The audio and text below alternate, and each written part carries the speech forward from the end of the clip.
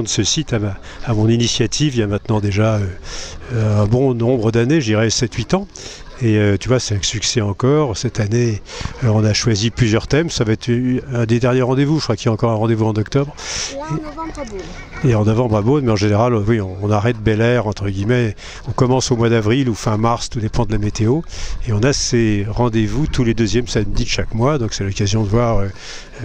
Tu me dis qu'il y a beaucoup de véhicules qui sont partis. Moi, je suis arrivé un peu tard. Je suis venu en vélo, donc ce qui explique cela. Il n'empêche que on voit qu'il y avait à peu près 300 véhicules, comme à chaque fois. C'était les Youngtimers, les véhicules des années 70-80. D'habitude, c'est plus des véhicules plus anciens, mais toujours autant de succès. Hein. Je me souviens d'une année, il y a eu presque 4000 personnes qui sont venues à la concentration. Alors est-ce que c'était les Mustangs? Claude Lelouch était là par rapport, bien sûr, au film Un homme et une femme. Donc on change de sujet à chaque fois. Donc c'est une belle réussite, et ça grâce à une belle association qui s'appelle AOC, hein, qui est présidée par Yves Bergeret. Donc une bande de fous que j'ai réussi à convaincre de venir s'occuper de ce site. Donc on va lui souhaiter bonne vie, et puis on voit qu'en tous les cas, il y a toujours la même ambiance. On peut déjeuner, on peut rester toute la journée si on veut. Ça s'appelle Bel-Air parce que tu as vu qu'il y avait un peu de vent. Hein. Eh ben merci Alain, je te souhaite bonne journée, puis bon retour à Beaune. Merci. Merci Alain. Attends, je te donne la main comme d'hab. Et bien voilà, encore une super journée. Le soleil n'est pas forcément là, mais il fait pas trop froid. Il y a beaucoup de voitures. Alain Sugno vient de nous dire à peu près 300 voitures qui étaient sur le site. Mais moi, je vais vous laisser parler Yves parce que c'est quand même lui le responsable. J'ai vu des voitures d'exception, des gens géniaux comme d'habitude. De toute façon, on va se retrouver au mois d'octobre pour la dernière ici. Oui. Et puis, en plus de ça, comme je disais, je suis pas objective. Je suis née à Montbéliard, donc la Peuge, je connais. Mais je laisse Yves vous parler. Oui, merci beaucoup, comme d'habitude, hein, tu sais très bien introduire tous les sujets. Alors, d'après le compteur, parce qu'on a quelqu'un qui compte à l'entrée avec un petit truc, on a dépassé les 400 voitures. Donc ça, c'est une chose. Et ce qui nous plaît particulièrement, c'est qu'on a une nouvelle série de collectionneurs, des plus jeunes, qui sont venus avec leur 205 GTI, qui sont venus avec leur Golf, qui sont venus, là je vois qu'il y a une escorte d'une couleur sensationnelle, un orange délicieux comme ça se faisait à l'époque, et ça c'est des nouveaux qui viennent. Et c'est tout l'intérêt de nos rassemblements mensuels, c'est qu'à chaque fois on a un thème fédérateur qui fait venir des nouveaux collectionneurs et qui maintenant viennent plus régulièrement. Voilà, merci beaucoup, je suis absolument ravi. Merci Yves pour ta confiance, et je crois que tu dois partir pour aller voir quelqu'un. Donc je te laisse partir, oui. Et puis on se retrouve au mois d'octobre. Je ne devrais pas dire, mais quelqu'un qui est en panne. Oh, voilà. Mais c'est parce qu'il n'a pas une super voiture comme celles qui sont sur le site, c'est pour ça. Merci à toi Yves, au revoir. Ciao. Allez, eh bien écoutez, cette fois-ci, on vient d'avoir Alain Sugno, Yves Bergeret, mais regardez, il y a alors quatre personnes qui sont aussi le pilier charnière de Bel-Air, que j'ai l'habitude de voir. Eh bien c'est Christian, carrément, qui va s'y coller, que je vais lui donner le micro et qui va nous dire un petit mot et nous présenter tous ses acolytes à côté de lui. Alors, cher ami, ça fait pour la 8e année que nous vous accueillons ici, parce que nous en sommes à notre 8e année des rendez-vous de Bel-Air. Donc, une fois de plus, ces rendez-vous ont fait le plein. Aujourd'hui, on a ouvert un peu la porte, mais ça, c'était le thème de la journée. Aux véhicules qui font pas de bruit et aux véhicules de plus de 20 ans d'âge, qu'on appelle les Youngtimers, c'est-à-dire des voitures qu'on ne trouve pas habituellement dans les clubs de voitures de plus de 30 ans, comme c'est la réglementation de notre fédération. Donc voilà, j'ai à côté de moi le premier vice-président du club AOC depuis sa création, il y a une 12aine d'années, qui sait beaucoup de choses et qui délivre des pleins d'essence à un tarif sans concurrence. Merci Christian. Oui, c'est vrai que l'essence, on ne le paye pas très cher ici.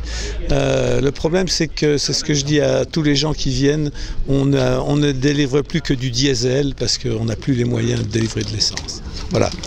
Mais à part ça, on est très, très content de nos rendez-vous. On est très satisfait du fait de l'affluence. importante. Encore aujourd'hui, je crois qu'on a près de 300 voitures. 400 400 voitures. Vous m'êtes un petit peu optimiste. C'est le compteur. Ah bon. Alors j'ai rien dit, vous lui répéterez pas. Hein. Vous direz rien. Voilà. Eh ben, je repasse le micro à mes collègues. Normalement, les gens sont censés sortir de la station calmement et sans bruit. Comme vous pouvez entendre, c'est pas le cas. Allez, notre ami Jean-Paul. Jean-Paul. Oui, que dire de plus que d'habitude, j'ai le rôle du gendarme, mais là, j'ai déjà rendu mon képi, si ce n'est mon tablier. Donc, mais sinon, voilà, c'est toujours un plaisir d'accueillir les gens sur le site. Voilà. Joël. On va continuer avec Franck. Écoutez, toujours nous contents ici bénévoles d'accueillir les Youngtimers aujourd'hui et puis toutes les voitures anciennes qui sont des voitures faites pour rouler et on est très contents d'accueillir des gens qui font rouler leurs voitures, qui ne restent pas dans des musées. Et encore aujourd'hui, un beau rendez-vous de Bel Air avec une météo incertaine, mais finalement ça se passe bien. On a eu 3 gouttes et je pense que, comme à l'habitude, les gens qui nous visitent sont très contents de ce rendez-vous de Bel Air qui est encore une réussite. Ah bah tiens, justement, voilà Yves, je vais faire une photo avec vous. Et merci à vous tous. Et puis je vais faire une photo avec Yves juste avant qu'il sauve. Bonjour, aujourd'hui nous sommes à Bel Air, je viens d'arriver et je viens de trouver une voiture d'exception. Elle est magnifique, je vais vous la montrer, mais en fait c'est pas moi qui vais vous en parler, c'est le propriétaire, voilà. Et je vais lui laisser la main. Bonjour, si vous voulez bien vous présenter et nous expliquer cette jolie voiture. Bonjour, je m'appelle Nino Hervé, j'habite Dressilfort, à côté de Châlons. Donc voilà, c'est une voiture que j'ai restaurée, elle est de 1930, février 1930. Elle a un petit moteur de 5 chevaux. 5 chevaux fiscaux, ça fait donc 14 chevaux pour rouler, quoi, on va dire, et entièrement restauré de moi-même, que ce soit la mécanique, moteur, carrosserie, peinture. C'est une carrosserie que j'ai entièrement refaite. D'origine, j'avais que le châssis, les ailes, le moteur, et j'ai travaillé dessus pendant 6-8 mois pour arriver à la refaire pendant le Covid. Merci Covid. Voilà. Eh bien, merci beaucoup. Et puis, comme vous venez d'arriver, je vous laisse aller prendre le petit café. Merci à vous. Au revoir. Et bien voilà, on continue toujours ici pour des voitures d'exception. Je viens de rencontrer Régis, Denis, qui vont vous expliquer une superbe voiture, voilà, que je vous montre. Avec tout son historique. Et comme l'a dit l'autre propriétaire de la voiture, bravo le Covid, parce que c'est grâce à ça qu'ils ont pu travailler dessus, mais je leur laisse la parole.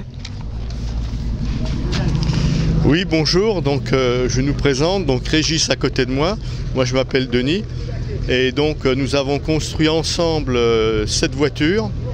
L'idée m'est venue un peu spontanément, donc j'ai découvert un réservoir de MiG, donc un réservoir d'avion russe, très près de chez moi. Et donc ça m'a tout de suite donné l'idée de faire quelque chose avec. Le propriétaire me l'a gentiment offert au bout d'un petit moment, donc je profite pour le remercier. Et donc une fois récupéré ce réservoir, eh bien, nous avons œuvré un peu, je dirais, grâce au Covid, parce qu'on était un petit peu démoralisé par ces différents confinements. Et donc la voiture a été faite uniquement pendant les confinements. Donc je vais vous donner à peu près les détails techniques, mais là mon ami va pouvoir vous en parler aussi parce que nous avons construit vraiment à deux. Donc réservoir d'avion en aluminium, ensuite un moteur de Fiat 1800 de 1959, des roues de Ford A. Et donc un petit peu l'historique, c'est donc j'avais regardé sur internet et acheté des bouquins qui sont bien sûr tous en anglais, et j'ai voulu faire un peu comme les Américains. Après la guerre, on va dire, après la guerre, ils ont recyclé plein de choses. Donc ils ont récupéré des réservoirs additionnels de carburant qui étaient souvent largués en retour de mission dans des zones désertiques. Et ils ont récupéré ça et ensuite ils ont eu l'idée de s'affronter sur les plages en faisant des voitures dans ces réservoirs-là. Voilà. Maintenant, pour tout l'aspect technique, on était 2 à construire. Ça a duré 1 an et demi la construction. Et je vais vous passer mon ami Régis qui a vraiment tout fait avec moi. Oui, bonjour. Écoutez, moi j'ai été content de m'associer à mon ami Denis pour cette belle aventure qui était à la fois bien sûr technique et humaine, hein, bien sûr. Et parce qu'on avait beaucoup de problèmes à résoudre, alors on avait procédé de la façon suivante, c'est-à-dire qu'on était parti du bidon, du réservoir, pour concevoir à la fois le châssis et après on a implanté la partie arrière, on est parti de l'essieu et le moteur pour tout progresser dans la voiture au fur et à mesure. Alors j'allais chez mon ami 1 fois par semaine et chaque semaine on faisait un programme de la journée, disons, en se disant que tel jour on faisait telle chose et la fois suivante on faisait, alors bien sûr avec un ordre défini parce qu'il y avait des étapes qu'on ne pouvait pas griller, disons. Alors voilà, alors aujourd'hui on est fiers de notre réalisation, c'est notre 3e sortie officielle, hein. Après une fête de l'aviation à Autun, le Dijon-Prenois où on s'était baladé dans le public, où on a eu un succès fou et aujourd'hui on est fiers d'être à Bel Air avec notre véhicule, voilà. Alors on le présente à tout le monde, hein, et on aura peut-être l'occasion de faire d'autres démonstrations. Voilà. Je vous rassure, nos femmes n'ont pas trop souffert, hein, parce qu'on s'est bien occupé, donc on les a pas embêtées, hein, ça c'est un point positif aussi. Et donc maintenant le belly tank, ça s'appelle donc un belly tank, le belly tank est à peu près au point, on va s'attaquer maintenant à des records de vitesse. Parce que théoriquement, d'après nos calculs, il doit friser les 210 km/h. Donc là, on n'a pas roulé encore à cette vitesse ni rien, parce qu'on n'a pas trouvé de piste assez longue. Mais maintenant, il va falloir qu'on peaufine tout ça et qu'on fasse un record d'époque. Voilà. Merci madame. Et messieurs, merci à vous. Et puis franchement, elle est magnifique. Et puis on attend le record de vitesse maintenant. Merci. Et bien voilà. Et bien voilà, on continue toujours pour des voitures qui m'interpellent. Et cette fois-ci, c'est Patrick qui va nous parler de sa superbe voiture. Alors déjà, je vais vous la montrer avant qu'il nous en parle parce qu'elle est vraiment magnifique. Voilà. Bonjour Patrick. Bonjour. Eh bien, je te donne le micro. Bon, alors ça se mange ça ou bien non? Non, il faut parler dedans. Ah d'accord, c'est pas un Esquimau. Ouais. Bon ça c'est ce qu'on appelle une Brescia, donc c'est une Bugatti Brescia ou type 13 de 1922. Donc les Brescia c'était les premières voitures de course chez Bugatti et Bugatti a eu ses premiers succès avec ce type de voiture. En particulier, en 1921, il avait engagé 4 voitures au Grand Prix d'Italie, premier Grand Prix d'Italie, qui a eu lieu à Brescia. Les voitures ont fait 1, 2, 3, 4. Et suite à ce retentissement, au lieu de les appeler type 13, on les a appelés Brescia. Voilà. Et cette voiture, je l'ai depuis 97, donc 25 ans. J'ai parcouru pas mal de choses avec, aussi bien aux États-Unis qu'au Japon, qu'en Europe. J'ai dû faire à peu près 80 000 km avec ce véhicule. Et en tournant sur beaucoup de circuits, aussi bien sûr à Prenois, mais surtout à Angoulême, à Pau, etc. Voilà. Eh bien merci à toi Patrick, je sais qu'il va falloir que tu ailles la garer, donc je vais te laisser le faire. Elle reste ici. Eh ben c'est parfait. Eh bien merci à toi, bonne journée, au revoir.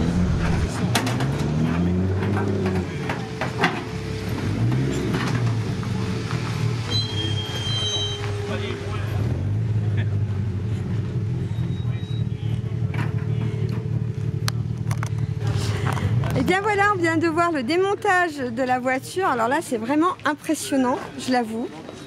Voilà, et je vous la montre. C'est même plus qu'impressionnant. Ils nous en ont parlé tout à l'heure en vidéo. Mais je vais leur laisser la parole, ils vont nous dire encore quelques petits mots.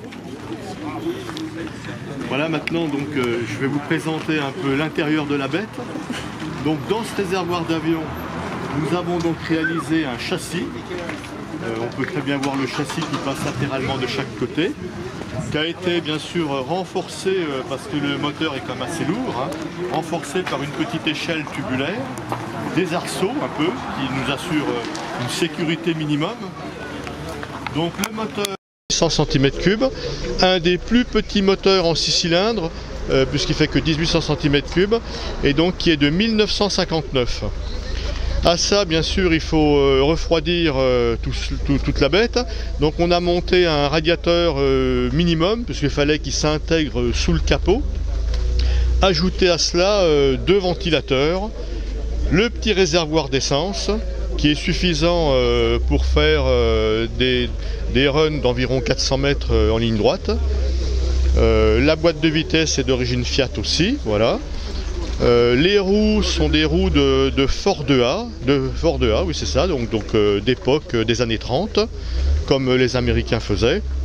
Un train avant fait maison dans les règles de l'art, avec une suspension à lame transversale, une électricité sommaire, un pédalier fait maison, hein, par surtout mon ami Régis qui a conçu le pédalier, un véritable siège d'avion des années 50, et un volant de Ford T.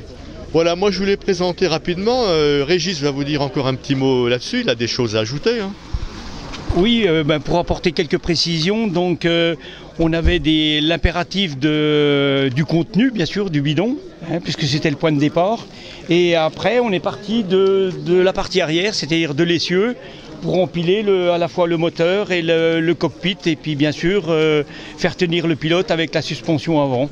Voilà, c'était les grosses contraintes avec beaucoup de problèmes techniques à réaliser à chaque fois aussi, à résoudre, hein, bien sûr. Et ça ne se faisait pas toujours facilement. Entre autres, tout ce qui est pédalier, réglage de tringlerie de boîte à vitesse aussi, un petit peu complexe. Hein. C'est ce qui nous a fait le plus souffrir, la tringlerie de boîte de vitesse. Oui, je crois que c'était assez... Tout est inversé. Hein. Voilà. Tous les mouvements sont inversés. Voilà. Et puis, on a pu quasiment assurer tous les réglages que l'on avait à effectuer. Alors reste maintenant à faire les roulages. Voilà. Ça c'est pour toute la partie technique qu'on vous a présentée rapidement. Donc on a quand même fait faire un capot, on s'est fait aider juste pour le capot arrière. Que vous avez vu sur la première vidéo, je pense, parce qu'il y avait beaucoup de formage, donc on a fait un peu de formage, mais on s'est fait aussi aider par un formeur. C'est la seule aide qu'on a eue, sinon tout le restant est fait maison. Donc maintenant, hein, Régis reste à s'attaquer au record. Voilà. Merci madame. Merci. Mais dites donc, c'est pas fini. Vous m'avez parlé d'un club tout à l'heure, où c'est qu'on peut retrouver la jolie voiture? Ah oui, nous faisons partie bien sûr du club Autun Rétro. Donc moi je suis un ancien président du club Autun Rétro et je suis toujours resté à ce club. Et donc le Bélitan qui fait partie du club Autun Rétro, donc basé à Autun.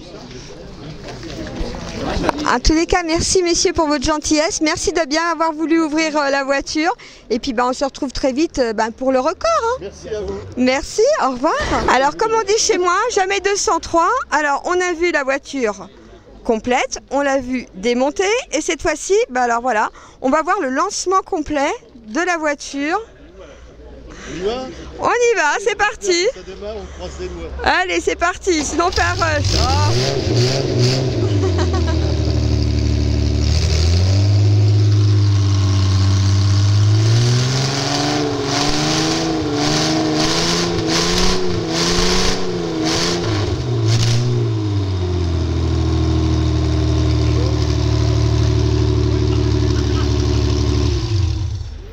Eh bien, en tous les cas, c'est parfait pour moi. Voilà. Merci encore à vous. Le moteur tourne bien, il a vraiment toute sa puissance. Donc il faut qu'on voit ça de près dans une belle journée encore d'automne. Merci. Eh bien, à très vite en attendant. Merci à vous. Eh bien voilà, on continue. Alors là, je suis tombée sur quelqu'un d'atypique. C'est pas moi qui l'ai trouvé, c'est Christian Laronge qui m'a dit, dis donc, toi qui aimes bien les choses un petit peu originales, tu devrais interviewer Johnny, Christian sur la carte d'identité, mais Johnny. Alors Johnny, je ne sais pas tout de lui, mais je sais quelque chose, c'est qu'il a une superbe voiture, d'ailleurs que vous allez pouvoir voir juste derrière vous, voilà. Et en plus de ça, il n'y a pas que la jolie voiture. Johnny, c'est on va dire le rendez-vous incontournable. Il a une station-service, mais le plus simple, c'est qu'il vous en parle lui. Eh ben voilà, j'ai une station-service sur l'ex-National 6, hein, on dit toujours National 6, à 5 km de Saulieu. Donc par rapport à ici à Bel Air, on est à 60 km. Quoi. Et voilà, bon, j'ai de la plaque émaillée, j'ai mon garage, comme je ne fais plus de mécanique, c'était un garage qui tournait dans les années 70.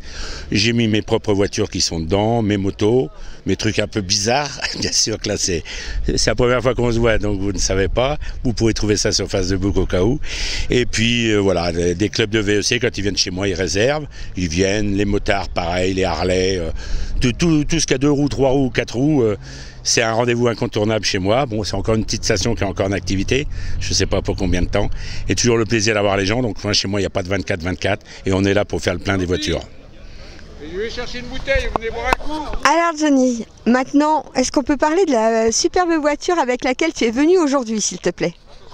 Bon, voilà, c'est une simple Pontiac Firebird de 94. C'est ma voiture de tous les jours, mais j'ai que les dimanches après-midi pour bouger normalement. Donc, toute classique, un client vert chez moi qui me l'a vendue. Et voilà, aujourd'hui c'est celle-là. Sinon chez moi j'ai une Cadillac limousine, une ex de l'ambassade des États-Unis que j'ai achetée en 93 sur Chalon-sur-Saône, donc pas loin. Donc toute noire, vitre noire et tout. Mais voilà, pas trop le temps de la sortir avec. J'ai mis en route l'autre jour, ça faisait 3 ans et demi que ça n'avait pas tourné. On met une batterie, ça démarre tout seul. Donc il y a d'autres véhicules à voir chez moi. Si vous passez, tout ce qui vient en vieille voiture et dès qu'on discute un peu, je vous montre tout ce qu'il y a chez moi, il n'y a pas de souci. Eh ben merci Johnny, le rendez-vous est pris, puis ben à très vite pour de nouvelles aventures. Au revoir. Alors cette fois-ci, je m'arrête. Alors, vous savez que je ne suis pas du tout objective. Vous savez que je suis née à Montbéliard. Dès qu'on parle Peugeot, la Peuge bien évidemment.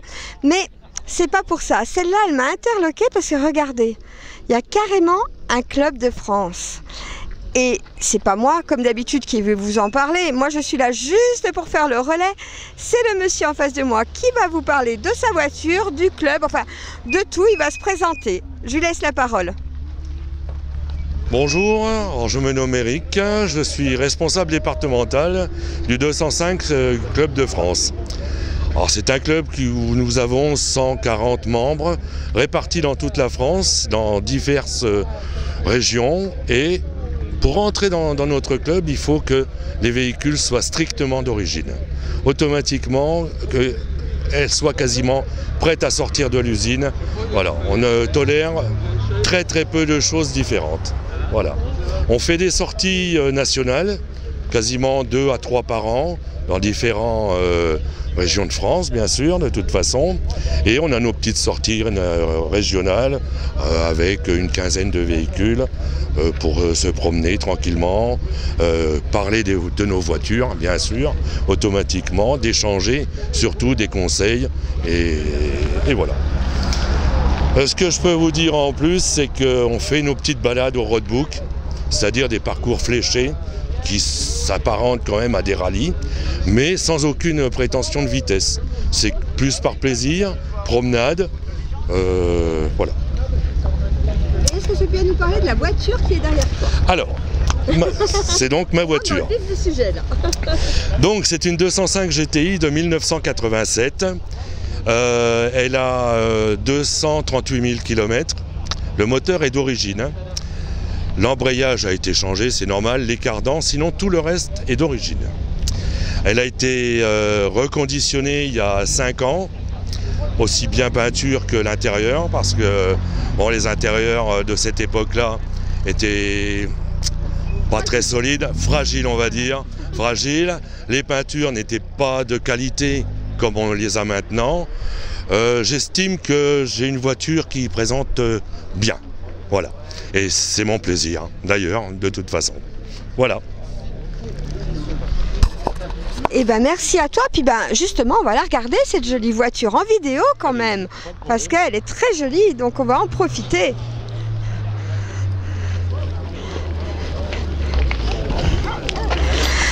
Alors par contre, il y a une chose qu'on n'a pas dit, comment on fait pour retrouver ton club? Parce que moi je vois qu'il y a un numéro de téléphone et tout ça, donc il faut quand même en parler.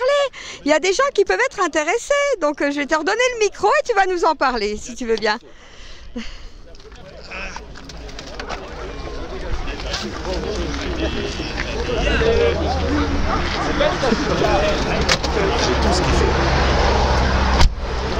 Et voilà. Alors, voilà la petite affichette du club pour se renseigner sur tout ce que l'on peut, faire dans le club de toute façon. On a un QR code qui retrace toute l'histoire du club, des connaissances, des membres et des sorties. Vous pouvez le reprendre en photo, il n'y a aucun problème. Et moi personnellement, j'ai ma carte directement. Voilà. Pour la présentation du club aussi pareil, et puis pour savoir ce que dans la Côte d'Or on réalise comme sortie, et voilà, comme contact. Voilà. Eh bien écoute, je te remercie beaucoup pour toutes ces informations, et puis on se revoit très prochainement pour une nouvelle sortie. Peut-être, il n'y a pas de problème, c'est sûr. Merci beaucoup, au revoir.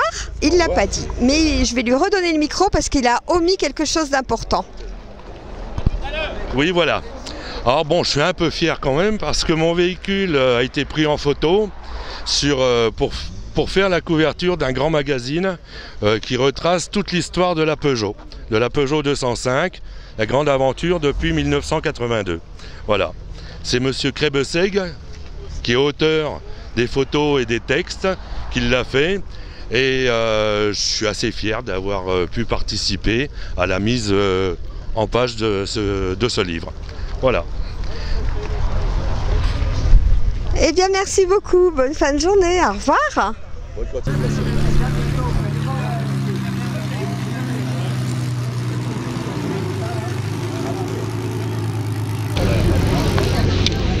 Il y en avait à la